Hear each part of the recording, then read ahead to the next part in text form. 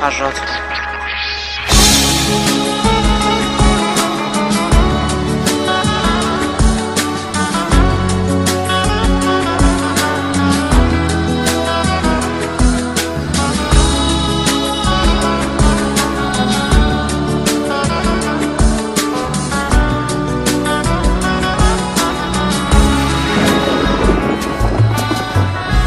قسمت نشد ببینم خدا نگهداری کنم، فرصت نشد بمونم و از تو نگهداری کنم. گفتم اگه ببینمت دل کندنم سخته برام، اگه یه وقت بگی نرو رفتن پر از درد برام.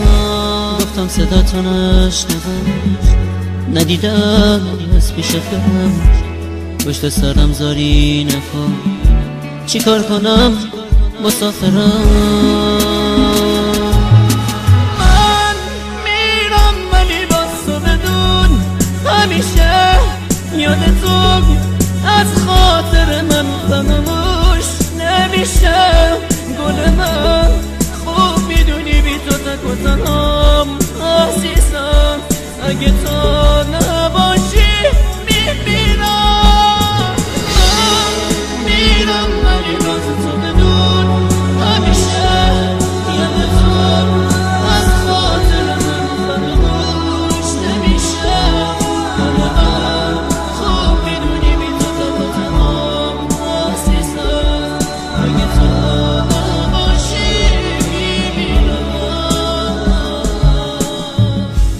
نامه رو تا تهش بخون، گریه نکن طاقت بیاد، نامه رو خط خطی نکن، دو جمله رو هم دوام بیام.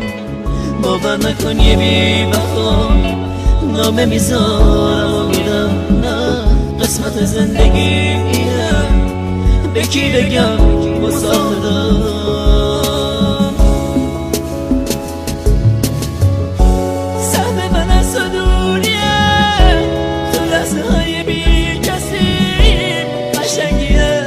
قسمت ماست که ما به هم نمیرسیم.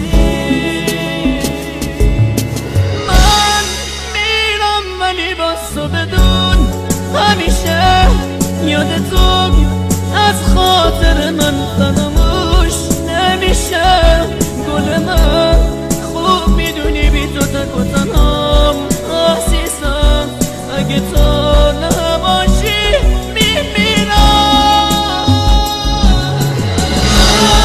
میرم ولی باز تو بدون همیشه یاد تو از خاطر من فراموش نمیشه.